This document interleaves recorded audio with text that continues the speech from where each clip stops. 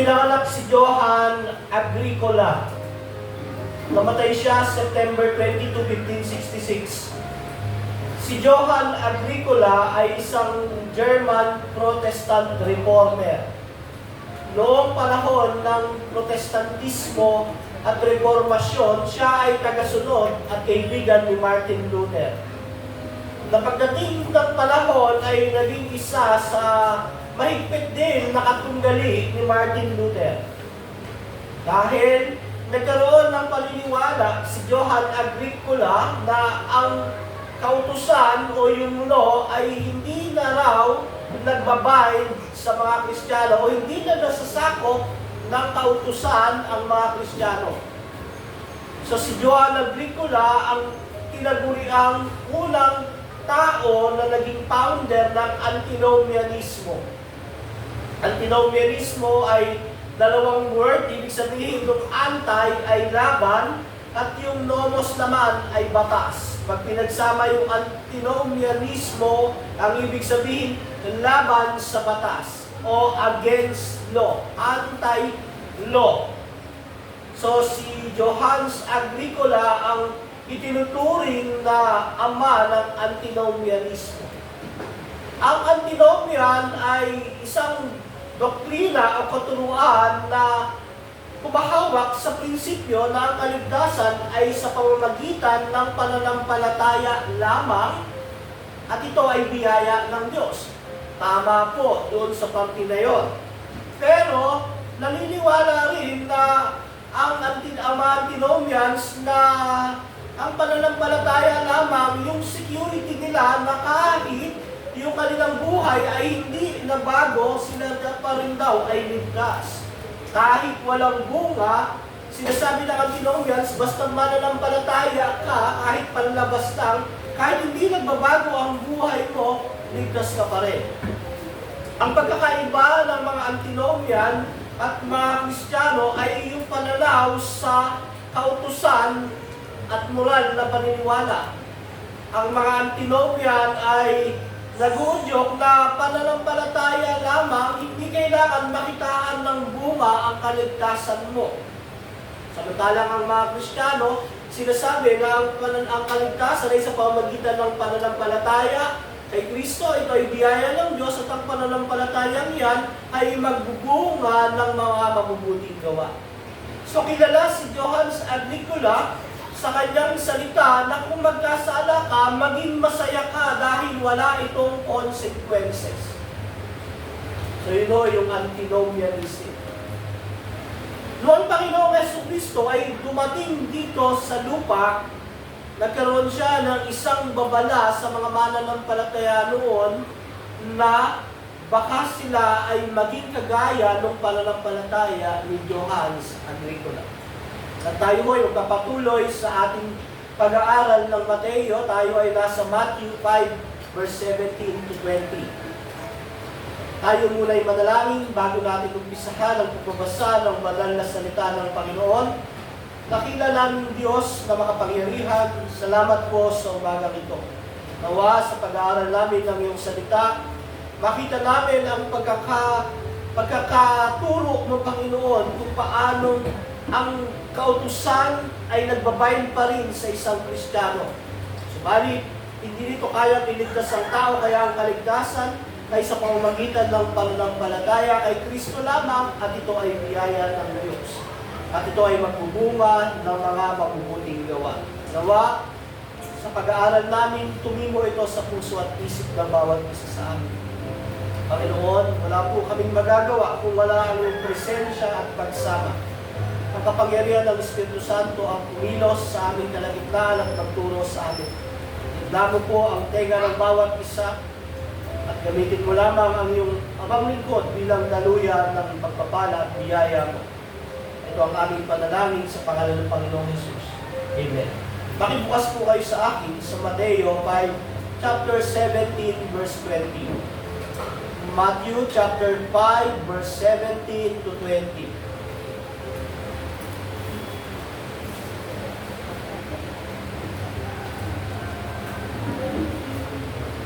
Say amen po pag nakita na.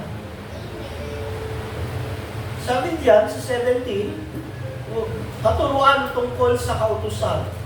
Huwag ninyo makalain na parito ako upang ipawalang bisa ang kautusan at ang mga propeta. Naparito ako, hindi upang ipawalang bisa ang mga iyon, kundi upang tuparin. Tandaan ninyo, maglalaho ang langit at ang lupa, ngunit ni isang tuldok o kudlit man ng kautusan ay di mawawalan ng bisa hanggat hindi natutupad ang lahat. Kaya sino mang magpawalang bisa sa kaliit-liitang bahagi nito at magturo ng gayon sa mga tao, ay magiging pinakamababa sa kaharian ng langit. Ngunit ang sumusunod sa kautusan at nagtuturo sa mga tao na tuparin iyon ay magiging dakila sa kaharian ng langit. Sinasabi ko sa inyo, kung ang pagsunod ninyo sa kalooban ng Diyos ay tulad lamang ng pagsunod ng mga tagapagturo ng kautusan at mga Pariseyo, hindi kayo makakapasok sa kaharian ng langit. Salamat po sa pagbabasa ng salita ng Panginoon. After ituro ni Kristo ang Beatitudes o yung mga katangian ng mga believer at mananampalataya, itinuro niya rin kung paano ang Kristiyano dapat mamuhay sa mundong ito. Isang asin at isang ilaw. Pagkatapos biglang nag-switch ang Panginoon tungkol sa turo sa kautusan. Sinabi niya sa kanila na hindi siya naparito para ipawalang bisa ang lumang tipan at ang kautusan. Bakit? Bakit biglang naging ganon yung tema from Beatitudes, from being salt and light of the world, to sasabihin niya na hindi ako naparito para ipawalang bisa ang kautusan at ang lumang tipan. Alam niyo ho, ang mga Hudyo ay aral sa mga turo ni Moises. 8 years old pa lang, dinidisipulo na sila sa pagbabasa ng Torah o yung first 5 books. Yung 5 books of law. Ano ho ba yung first 5 books? Genesis, Exodus, Levitico, Deuteronomy, Numbers. Yan ho yung unang 5 books. At sila ay tapat sa kultura, tradisyon at seremonya na panglabas ng mga Hudyo. Bukod doon, aral din sila sa exclusivity ng mga Hudyo. Ang mga Hudyo, pinalaki sila at tinuruan na ang bansang Israel ang pinili ng Diyos at sila lamang yung special race. At dito ho, sa kanila, para matanggap ka ng Diyos, kailangan ikaw ay isang Hudyo. Kailangan ikaw ay isang Israelita. Kaya ho, meron sa mga Old Testament na yung mga nasa labas ng kaharian ng Israel, nagko-convert sila o nagiging proselyte Jew sila dahil sa mga Hudyo, tatanggapin lang ng Diyos ang tao kung siya ay isang Hudyo o isang tulig. Pero sa Beatitudes na turo ni Kristo, hindi nakabase sa pagiging Hudyo. Hindi nakabase sa seremonya at kultura. Diba? Ang basihan ng Beatitudes, sabi, pinagpala ang sino bang walang inaasahan kundi ang Diyos. Pinagpala ang mga makapagin. Pinagpala ang mga nagdadalamhati sa kasalanan. Pinagpala ang mga naghahangad sa at nagugutom na uhaw sa katuwiran ng Diyos. Hindi nakabase sa pagiging Hudyo, sa seremonya at kultura, yung turo ni Kristo. Kaya malamang ang iniisip ng mga Hudyo, ipinawawal ang bisa kaya ng aming rabay ng guro o ni Jesus ang kautusan. Ang sagot ko, hindi. Hindi. Marami ho ngayon mga religion na nasa nagtawag dito yung sumisiksik sa Kristyanismo na may ganong katuruan. Under grace, hindi na obligated sa law. Nasa grace na tayo, wala na tayo sa law. In the same sense, tama, pero kung sasabihin natin, hindi na nagbabind sa atin ang 10 utos ng Diyos, Malino. Kung sasabihin natin na hindi na natin kailangan ng lumang tipan, bagong tipan na lang dahil nasa grace na tayo, malino. Kasi ang grace, kailan ba nagsimula? Nagsimula ho ito sa pangako ng Diyos sa covenant of grace. Nung nagkasala, pumasok ang kasalanan, meron ng promise. Effective na yung grace kay Abraham, effective kay Isaac, kay Noah. Sa lahat ng mga karakter ng lumang tipan, effective na yung grace.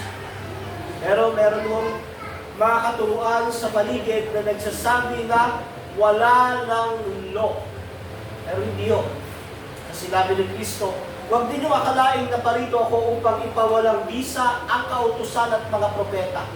Pag sinabi yung kautusan at mga propeta, unang-una, ito ay tumutukoy sa lumang tipan. Kautusan, 5 books of Moses. Propeta, yung mga sulat ng mga propeta. So ito ho ay tumutukoy especially sa lumang tipan. At sabi niya, naparito ako, hindi upang ipawalang bisa ang mga yon, kundi upang tuparin.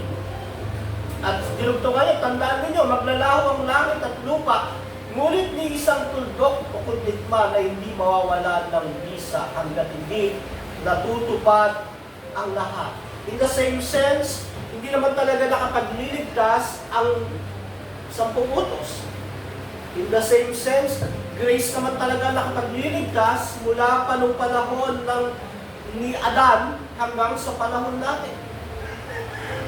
So dito, inaghihilan ni Kristo, hindi niya pinapawalang bisa ang lumang tipan at ang 10 utos ng Diyos. Kung hindi, tinutupad niya iyon para sa mga mananampalataya. So ating message ngayon is grace and law. Unang puntos, huwag baliwalain ng lumang tipan sapagkat ito ang testimonya ng katapatan ng Diyos. Pangalawa, hindi nawala ang kautusan, tinupad ito ni Jesus.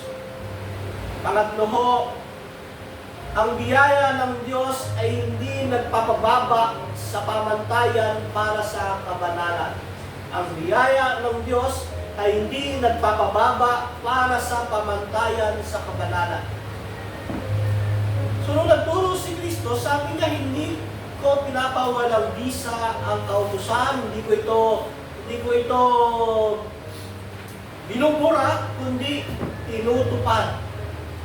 At sabi niya, yung magpapawalang bisa na ito at ituturo, pinakamababa sa karyan ng Diyos, maaaring same. Kasi ang paniniwala pa rin naman for grace through faith. Pero ang problema, apektado ang pagpapabanal, ang sanctification. So pinakamababa raw sa lupa, yung magtuturo na yung lumang tipan ay hindi na mahalaga at ang law o kautusan ay hindi na binding sa Kristiyano. Tapos, ang huling sinabi ni Kristo, kung hindi nyo malalampasan ang magiging matuwid ng mga Pariseo, hindi kayo makakapasok sa karyan ng Diyos. So, yun yung paghuhugutan natin ng ating 3 puntos. Ang unang puntos, huwag baliwalain ang lumang tipan sapagkat ito ang testimonya ng katapatan ng Diyos. Sa verse 17, sabi ni Jesus, huwag ninyong akalain na parito ako upang ipawalang bisa ang kautusan at ang mga propeta. Naparito ako, hindi upang ipawalang bisa ang mga iyon, kundi upang tuparin. Sabi niya, huwag ninyong akalain. Sa pagtuturo ni Jesus, alam niya ang puso at isip ng tao dahil sa turo ng Beatitudes, Salt and Light, nabuo sa puso ng mga tagapakinig na hindi na ito yung nakalakihan naming turo, baka hindi na ito yung Old Testament, hindi na ito yung Law of Moses, baka pinapawalang bisa niya na yung lumang tipan. Kaya nais ni Jesus linawin sa isip niya na hindi siya pumunta para baliwalain ang lumang tipan, kundi ito ay ipulpil. Hindi para baliwalain ang Old Testament at ang law, kundi para tuparin. Sabi ni William Perkins, for the Jewish teachers, seeing our Savior, Christ condemn and neglect the tradition of elders and not so much to respect the ceremonies of the law, they thought he should dare deceiving them, o iniisip na nila na binabago niya yung kautusan. Kahit dito, iniisip nila pinapawalang bisa ni Jesus ang lumang tipan at kautusan. Actually, hindi po. Ang ating unang puntos, huwag natin baliwalayin ang lumang tipan dahil ito ang katibayan ng katapatan ng Diyos. Ang lumang tipan mo ang pundasyon ng bagong tipan. Hindi dapat ito baliwalayin sapagkat ang lumang tipan ang nagsisilbing anino ng bagong tipan. Sa lumang tipan, nakikita natin yung katapatan ng Diyos. Hindi ho ba kung paano naging tapat ang Diyos nung nagkasala si Adam and Eve?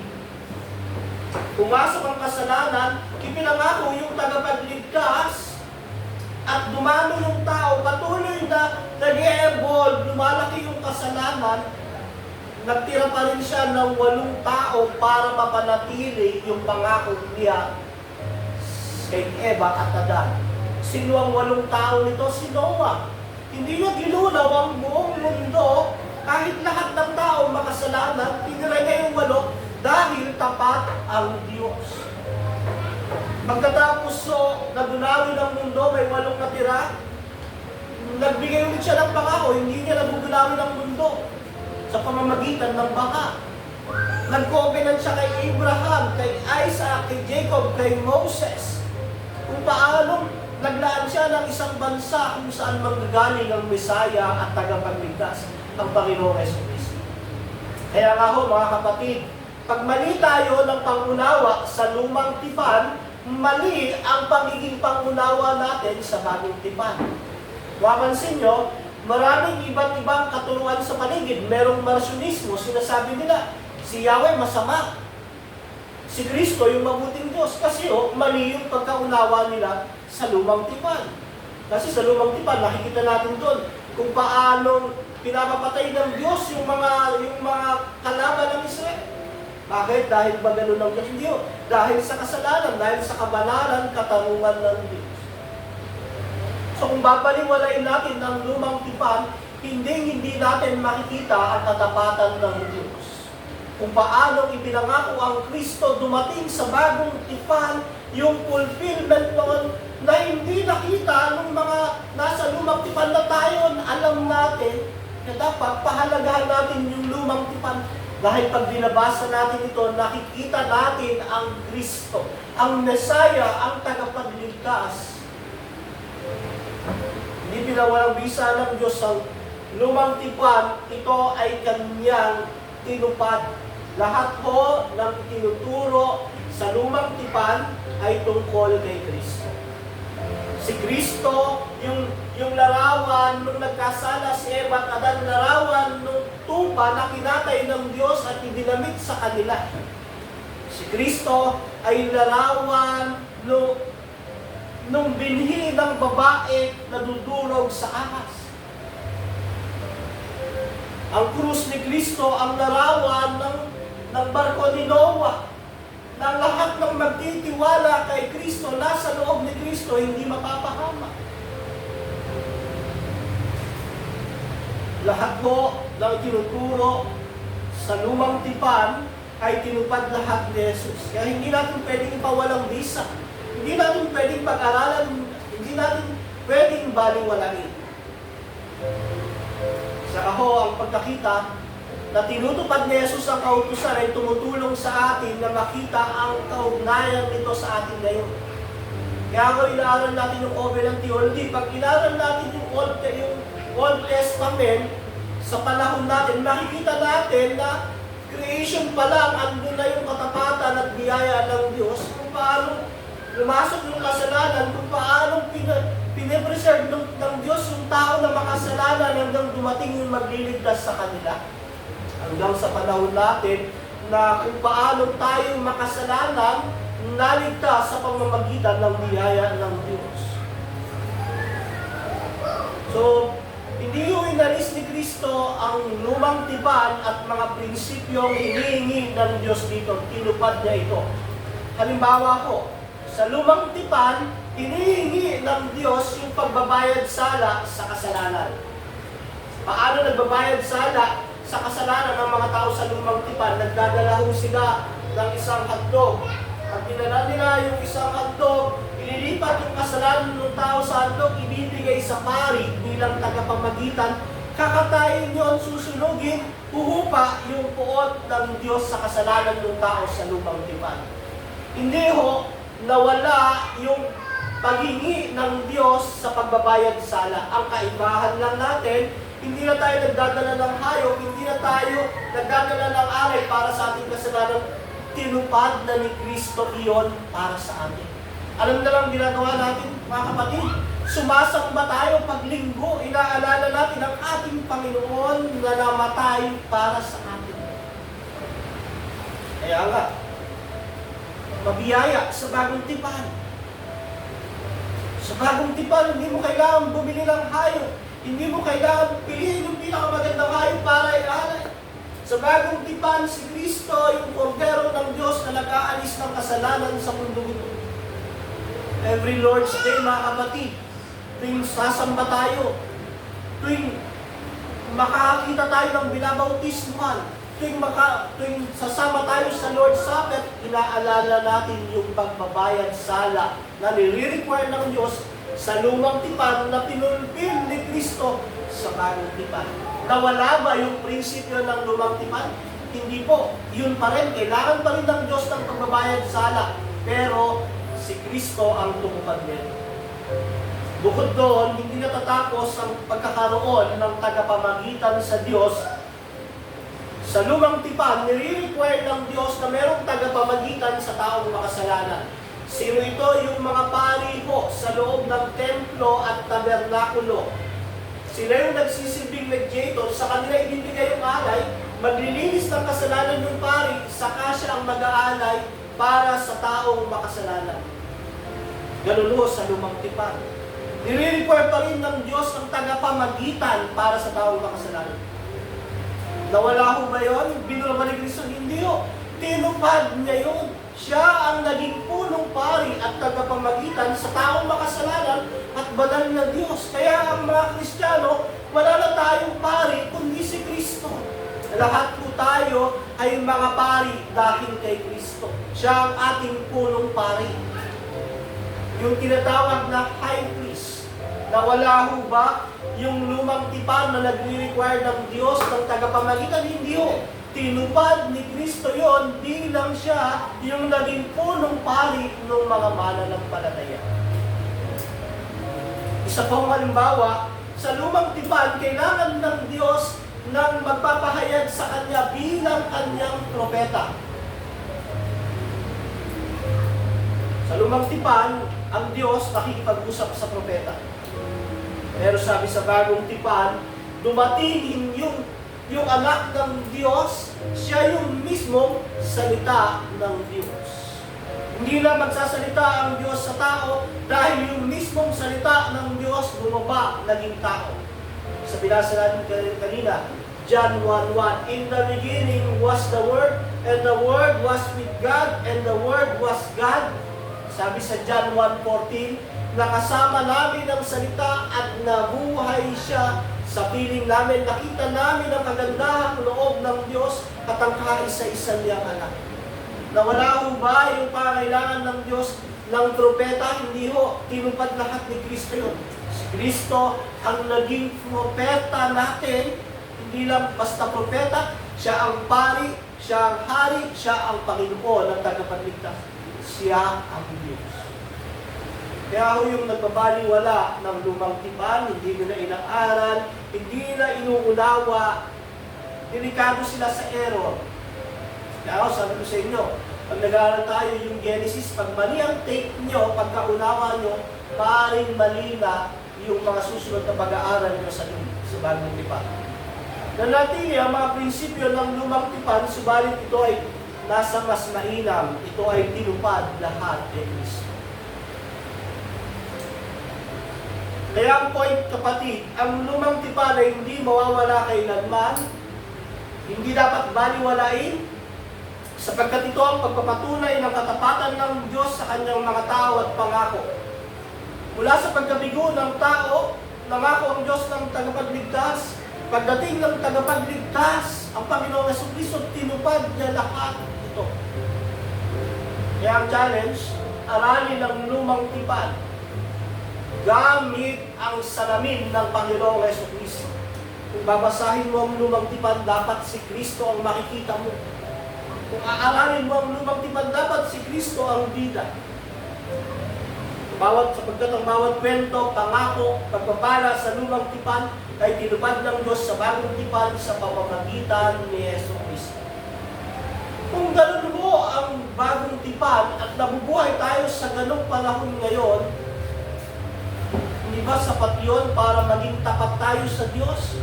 Hindi ba sapat yun para mas lalo tayong mainit sa pagsamba? Hindi ba mas sapat yun para mas lalo natin mahalin si Kristo at ang kanyang iglesia, mga kapatid? Tinupad niya lahat. Sa panahon natin sa New Testament, hindi natin kailangan ng hayop para ialay. Dahil si Kristo na mismo. Sa panahon natin sa New Testament, hindi natin kailangan ng tagapamagitan dahil meron tayong isang tagapamagitan sa kalangitan at siya yung dumudulog para sa atin. Isang Diyos at isang tao. Hindi natin kailangan ng propeta dahil andyan yung salita ng Diyos, yung Biblia. Andyan yung mismong salita ng Diyos. Bukod doon, ibinigay pa ang Espiritu Santo para sa atin. Sa patuyon, kapatid, para yung lumang tipan, mahalin mo, aralin mo, pahalagahan mo dahil sa lumang tipan, si Kristo pa rin ang bumibida. Pinapakita nito kung gaano katapat ang Diyos.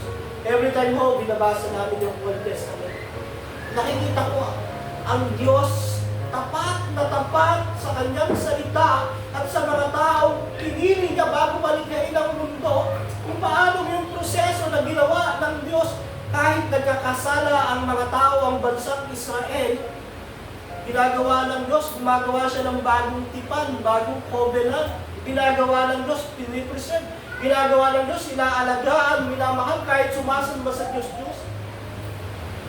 Ganun katapat ang Diyos.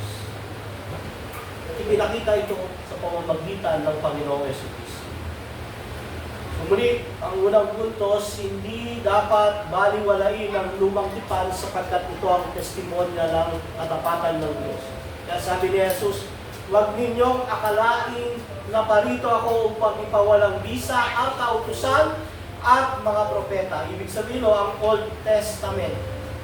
Pangalawa, hindi nawala ang kautusan, tinupad ito ni Jesus. Ano ho yung kautusan? Yung moral law. Sa puputos ng Diyos, hindi mo nawawala yan. Ano ho yan? Kung ikaw ay gawa sa imahe ng Diyos, image of God, naka-embose sa iyong pagkatao yan dahil ikaw ay gawa sa imahe ng Diyos. Kahit hindi ka Kristiyano, alam mo masama pumatay. Alam mo masama makiapid.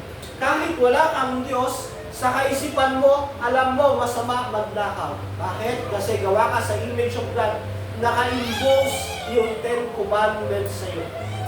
Sabi niya sa 18, tandaan ninyo, magnanakaw ang langit at ang lupa, ngunit ni isang tuldok o kudikman ng kautusan ay hindi mawawalan ng bisa. Hanggat hindi natutupad ang lahat. Kaya sino mang magpawalang bisa sa kalituitang bahagi nito at magturo ng gayon sa mga tao ay magiging pinakamababa sa kaharian ng langit. Ngunit, ang sumusunod sa kautusan at nagtuturo sa mga tao, natuparin ito ay magiging dakila sa kaharian ng lahat. Sabi niya, hindi mawawalan ng bisa hanggat hindi natutupad ang lahat. Ano ang tinutukoy dito? Yung bang moral law? Hindi ho. Yun yung gawain sa loob ng templo. Yung Mosaic law. Pag natupad na yung Mosaic law, napako na sa krus si Kristo, alam nyo, pagdating noong AD 70, nilasak na yung templo, natigil na lahat ng paghahandog ng hayop. Pag sinabi yung kautusan, sa Israel, meron siyang 3 bahagi.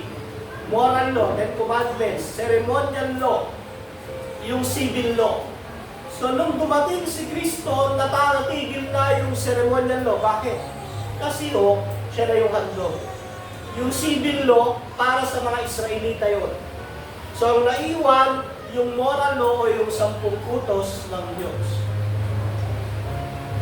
Sabi dito, sapagkat hindi kaya ng tao sundin ang kautusan, si Jesus ang tumupad nito. Subalit nanatili bilang pamantayan ng kabanalan.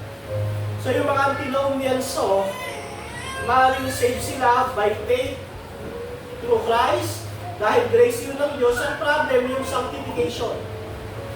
Yung pagpapabanal, dahil na mindset ka na nabubuhay ka sa biyaya, okay lang na magkasala ka palagi. So ang mindset mo lang, pwedeng save ka, kaso pabalik-balik ka sa kasalanan mo. At isa pa, kung deceive ka naman, pwedeng isipin mo na ligtas ka, pero nabubuhay ka pa rin sa kasalanan. So meron dalawang nangyayari sa antinomians. Pwedeng save siya, pero yung sanctification niya, yung pagbabanal niya, apektado dahil mali ang aral na natutunan niya. Pwedeng deceive siya, akala niya ligtas siya, pero yung buhay niya hindi nagbabago kasi naniniwala siya, hindi na binding ang law sa kanya. So dangerous ang antinomianism. So hindi porket narinig yung grace, yung nakaagad, Christianismo na. Meron ho antinomianism. Ito sinasabi nito, wala namang kautusan. Pwede ka lang magkasala palagi. Actually, hindi yun. Kaya nga, hindi kaya ng tao sundin ang kautusan, tinupad ito ni Kristo nung siya ay naging tao, subalit na natili yung kautusan na yun, naka-impose sa puso mo. Nung lumang tipan ko, isinulat ang 10 utos sa bato.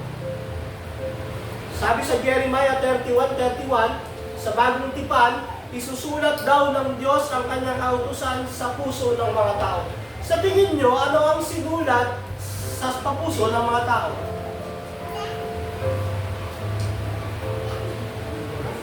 Kung ano ang sinulat sa bato, yun din ang sinulat sa puso ng tao.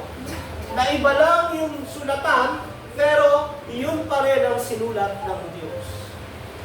Para ho sa LTO, dati pag kumuha ka ng lisensya, yung card. Ngayon, pag kumuha ka yata ng lisensya, papel na lang. Magkaiba, plastic card, papel, pero yung nakasulat parehas. Pangalan mo pa rin, birthday mo pa rin. Ganun mo ang moral law. Isinulat sa bato, sa lumang tipan, sa bagong tipan, isinulat ng Diyos sa puso ng mga mananampalataya. At yan yung pamantayan mo kung paano ka magiging kalugod-lugod sa kabanalan mo, sa paglakad mo sa kabanalan sa Diyos. Ano yung unang utos? Anong unang utos? Ha?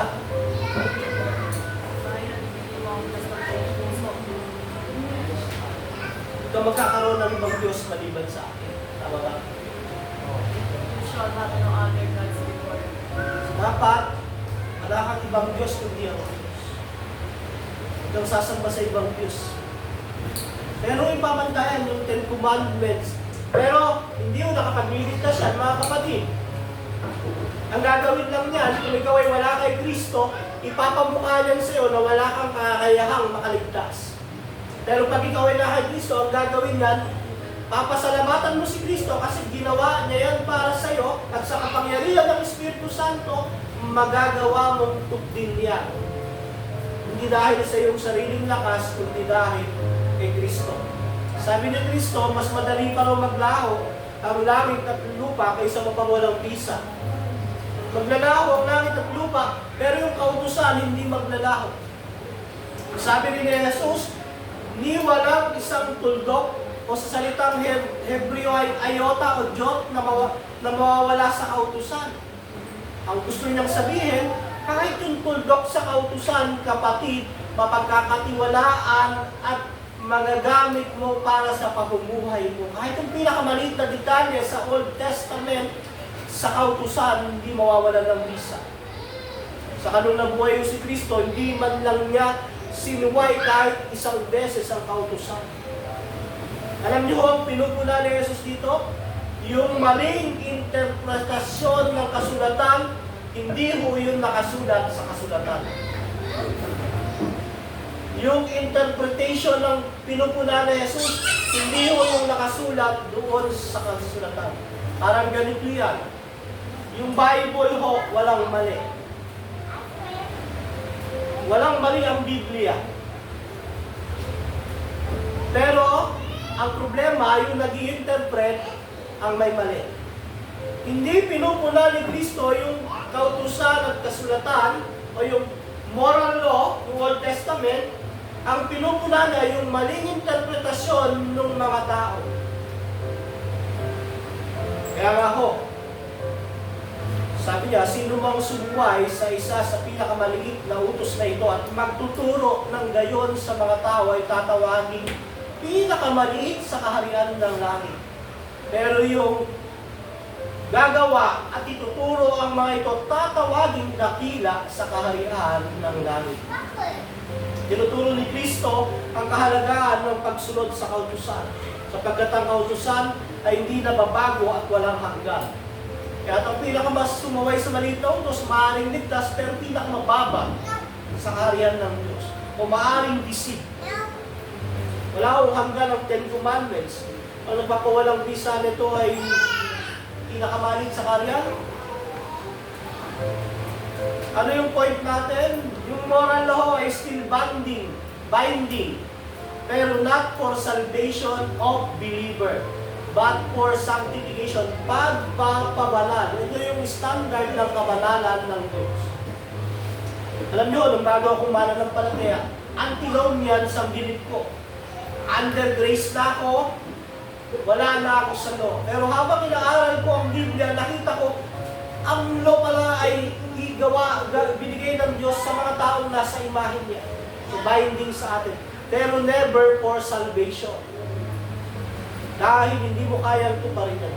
So, ang challenge, aralin ang moral law. Ipamuhay ang moral law. Pagsikapan ito, pero huwag mong isipin kaya kang iligtas nito. Ang ginagawa lang nito, ito yung pamantayan ng kabanalan mo. Huwag kang ibigin mo huwag kang magkaroon ng ibang Diyos maliban sa ating Diyos.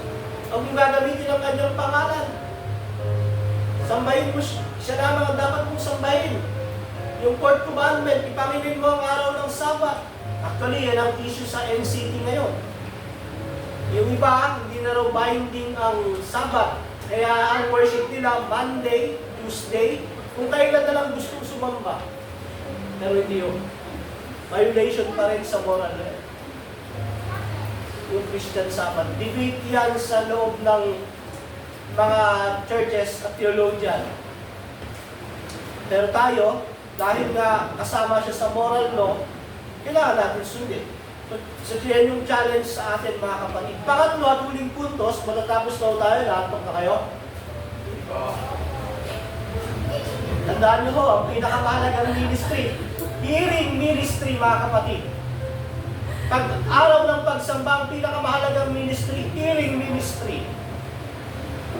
Sabi diyan, ang biyaya daw ng Diyos ay hindi nagpapababa sa pamantayan para sa kabanalan. So sabi ni Kristo sa kanila, sinasabi ko sa inyo, kung ang pagsunod ninyo sa kalooban ng Diyos ay tulad lamang ng pagsunod ng mga tagapagturo ng kautusan at mga pariseyo, hindi kayo makakapasok sa kaharian ng langit. Ito ay kakaibang doktrina. Nung panahon ng lumang tipan, nung panahon ni Yesu Kristo, kung merong dalawang tao na papasok sa langit, ang unang papasok ay pariseyo at tagapagturo ng kautusan. Kakaibang doktrina itong tinuturo ni Kristo. Sabi niya, kung hindi mo malalampasan yung katuwiran o righteousness ng tagapagturo ng kautusan at pariseyo, hindi ka makakapasok sa langit.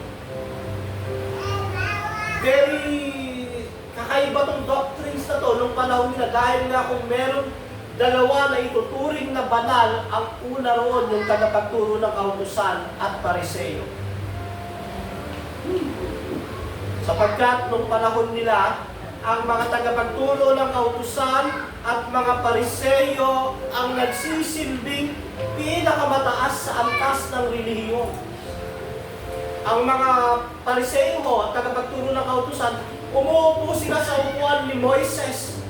Parang yung level nila ay level ni Moises. Ganun yung reputation nila sa tao. Tinitignan mo silang tagapagturo, guro. Kaya, nung narinig ito ng mga disipulo, malaking sorpresa sa kanila na yung mga tinuturing namin na unang papasok sa langit, kailangang malampasan namin. Yung mga taong karapat dapat pumasok sa langit, kailangan malampasan namin yung katwiran nila para makapasok kami sa langit. Pag hindi namin nalampasan yung katwiran ng mga inaakala namin papasok sa langit dahil sa kanilang pagiging Pariseo at tagapagturo ng kautusan, hindi kami makakapasok. Eh, sino makakapasok sa langit? Kung yung mga binasa sa Old Testament, umuupo sa upuan ni Moises, mga tinuturing na banal sa lipunan noong panahon na yon ay hindi malalampasan dapat namin, sino makakapasok sa langit? Tignan natin ano ba ang ginagawa ng mga Pariseo at mga tagapagturo ng kautusan. Una ho, sila ho ay mga evangelist. Mateo 23:15. Sila ho ay mga evangelista. Kailangan natin aralin kung ano yung mga ginagawa ng mga Pariseo. Sabi diyan, habang kayo, mga tagapagturo ng kautusan at mga Pariseo, mga mapagkunwari, ang ginagawa nila, nilalakbay ninyo ang karagatan at ginagalugad ang buong daigdig, makahikayat lamang kayo ng isang hentil sa pananampalatayang Hudyo.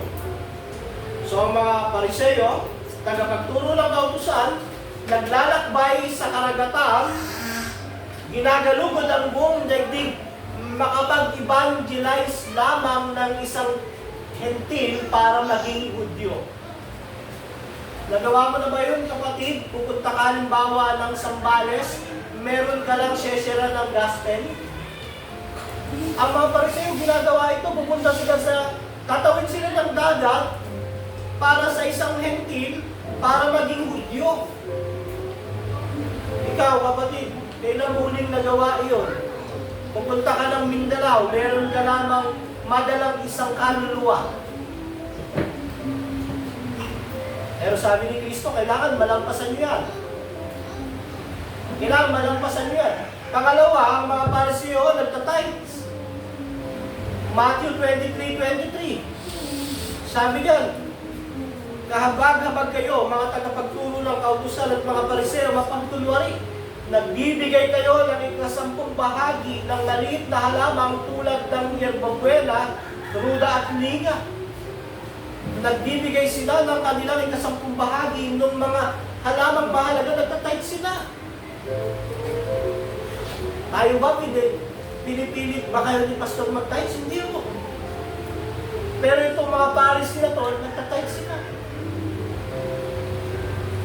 Bukod doon, ang mga Pariseo ho ay prayerful. Mapanalangin. Mateo chapter 6 verse 5. Sabi yan, kapag mananalangin kayo, huwag kayong tungkulad sa mga kapagkunwari. Mahilig silang manalangin nakatayo sa mga sinagog at sa mga kanto upang makita ng mga tao. Nananalangin sila sa mga sinagog at mga kanto. Prayerful sila. Pang-apat ko, ang mga Pariseo ho ay hindi lang binabasa ang Biblia, inaaral nilang maigi yung lumang tipan. John chapter 5 verse 39. Hindi lang mo nila binabasa kagaya ng Bible reading natin. Sinasaliksik nila na maigi yung kasulatan. Sabi sa John chapter 5:39, sinasaliksik ninyo ang mga kasulatan. Sabi sa mga Pariseo, sa pagkakakalang doon ninyo matatagpuan ang buhay na walang hanggan. So yung mga Pariseo, hindi lang sila evangelist, title, prayerful, nag-aaral din sila ng kasulatan. So yung Pariseo na tapat na evangelist, tapat na tither, nananalangin, nag-aaral ng Biblia, na minsan hindi ginagawa ng mga Kristiyano, na hindi naman kayang sundin ng mga Kristiyano. Tapos sasabihin ni Kristo, kung hindi nyo malalampasan yung ginagawa nila, hindi kayo makakapasok sa kaharian ng langit. Sinong maliligtas? Sino ang makakalampas sa ginagawa ng mga Pariseo? So, kakaibang doktrina ang tinuturo ni Kristo sa mga Hudyong minulat sa kaisipan na ang mga Pariseo ang mga unang papasok sa langit at mga tapat na lingkod ng Diyos. Tinuturo niya sa kanila, kung hindi nyo malalampasan ang kabanalan ng Pariseo, hindi kayo makakapasok sa kaharian ng langit. Sa tingin ninyo, paano makakapasok sa kaharian ng langit? Paano niya malalampasan ang ang kabanalan ng isang Pariseo na nag-evangelize, pumupunta sa pinakamalayong lugar, makapagdala lang ng isang kaluluwa, nagtatides, nananalangin, nagsasaliksik ng kasulatan? Alam niyo kung ano ang makapagdadala sa tao sa langit? Anong katwiran? Ang katwiran ni Kristo. Ang katwiran ni Kristo, lalampasan kahit sinong may pinakamataas na katwiran. Ang kabanalan ni Kristo, lalampasan kahit sino ang may pinakamataas na kabanalan. Unang Korinto, chapter 1, verse 30, sabi diyan, sa Kanya nagmula ang buhay na taglay ninyo dahil sa pakikipagkaisa ninyo kay Kristo Jesus, na siyang ginawang karunungan natin sa pamamagitan din niya tayo ay tinuring na matuwid at ginawang banal at niligtas na Diyos. Hindi natanggap ng mga tagapagturo ng kautusan at mga Pariseo yung katwiran na hiningi ng Diyos dahil yung kanilang mga gawa ay nakabase sa kanilang sarili. Natanggap ng mga mananampalataya ang mas mataas na kabanalan at katwiran higit sa Pariseo nang sumampalataya siya kay Kristo. Dahil sabi ng unang Korinto 1:30, tayo'y tinuring na matuwid at ginawang banal at niligtas ng Diyos dahil kay Kristo. Bukod doon, walang aako sa mga kasalanan ng mga Pariseo at tagapagturo ng kautusan dahil iyon kanilang katwiran at kabanalan ay nakabase sa kanilang sariling gawa. Pero sa mga tao na sumasampalataya kay Kristo, inako ni Kristo ang lahat ng kasalanan nila. Kaya yung awitin natin kanina na ginawang kasalanan si Kristo. Ano bang awitin niyo? Power of the cross. Christ became sin for us. Sabi mo na ng 2 Korintos 5:21, siya ay ginawang kasalanan para sa atin upang tayo ay maging katuwiran ng Diyos sa Kanya. He who knew no sin became sin so that we can become the righteousness of God through Christ.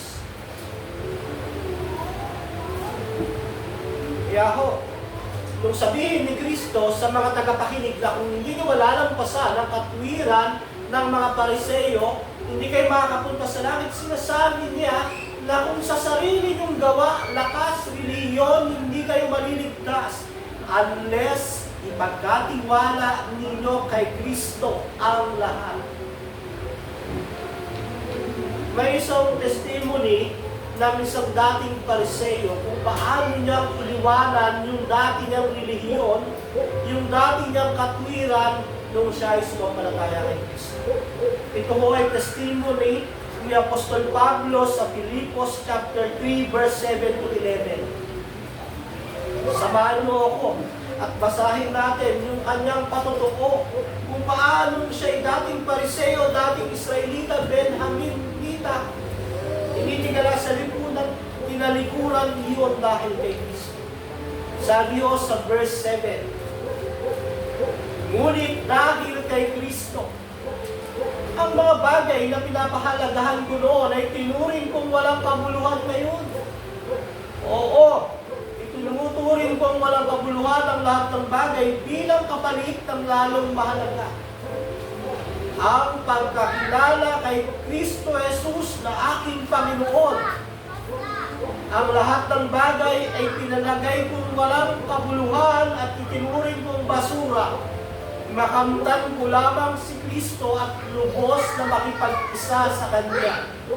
Ang aking pagiging matuwid ay hindi sa pamamagitan ng pagsunod sa kautusan, kundi sa pananalig kay Kristo. Ang pagiging matuwid ko ngayon ay buhat sa Diyos sa pamamagitan ng pananampalataya. Ang tanging hangarin ko ngayon ay lubusang makilala si Kristo, maranasan ang kapangyarihan ng Kanyang muling pagkabuhay, makibahagi sa Kanyang mga paghihirap, maging katulad niya sa Kanyang kamatayan. Umaasang ako man ay muling bubuhayin muli sa kamatayan. Yung righteousness ni Christ, hinihigitan ang lahat ng righteousness na meron sa mundong ito. Yung pagiging banal ni Kristo, hinihigitan ang lahat ng kabanalan sa mundong ito. Kaya nga ho, kapatid, kung ikaw ay nagtitiwala, sumasampalataya kay Kristo, sa iyo ang kabanalan at katwiran ni Kristo. Sana naman po, mag-reflect sa buhay natin yan. At sana naman po, mag-reflect yan sa pagsamba natin, mga kapatid. Ang point, hindi kaya ng sariling katwiran na mula sa tao, sa relihiyon o gawa na madala ang tao sa langit. Hindi kaya ng sariling katwiran o kabanalan mula sa tao, relihiyon o gawa na madala ang tao sa langit. Ang tanging katwiran na mula kay Jesus lamang ang makapagdadala sa tao sa langit. Kaya nga ho, makakamta ng katwiran at kabanalan na ito sa pamamagitan ng pananampalataya kay Kristo, at ito ay biyaya ng Diyos lamang. Righteousness and holiness is achievable through faith in Christ alone, and it is only a grace by God. Kaya kapatid, kung nabubuhay ka sa biyaya, dapat pinapakita at nire-reflect niyan na nalalampasan mo na yung righteousness ng mga Pharisee. Ano ba yung righteousness ng Pharisee? Alam mo, self-righteous sila. Pinagmamalaki nila yung mga gawa nila. Pinagmamalaki nila yung pagiging Israelita nila. Pinagmamalaki nila yung religion nila. Kaya minsan hate na hate ko yung testimony na ang ikinukwento, yung mabuting gawa niya, na ikinukwento yung pagiging relihiyoso niya, na ikinukwento yung pagiging bida niya. Alam niyo ho, ang testimony, si Kristo ang kumilos sa buhay niya. Mostly ho, pag nakakapagkwentuhan ako ng mga professing Christian na kulto, alam niyo ho, ang testimony nila, ba't sila makakapasok sa langit? Kasi naglilingkod ako sa Diyos. Kasi yung relihiyon namin, yung church namin, yung leader namin, pag tinanong ko paano ka makakapasok sa langit, kasi hindi ako kasing sama ng mga tao sa paligid. Self-righteousness, Pharisee style. Pero ang totoong Kristiyano, ito ang testimony. Kasi namatay si Kristo sa akin. At kung hindi mamamatay si Kristo para sa akin, kung hindi namatay si Kristo para sa akin, impyerno ako dahil makasalanan ako, nasama akong tao. Wala akong boasting ang mga Kristiyano. Ang yabang nila ay si Kristo, ang pinagmamalaki nila ay si Kristo. Kaya mga kapatid, kung hindi mo kayang lampasan ang katwiran ng isang Pariseo, hindi ka makakapunta sa langit. Kaya wag mong hangarin ang katwiran ng isang Pariseo. Hangarin mo ang katwiran ni Kristo. Ang conclusion, sa Matthew 5:17-20, ang lumang tipan mo ay hindi natin dapat baliwalain dahil ito ang testimonya ng katapatan ng Diyos. Pangalawa, ang 10 utos o moral law ay binding sa bawat Kristiyano para sa kanyang pagpapakabalal. Pangatlo, ang katwiran ni Kristo ang tanging daan sa langit.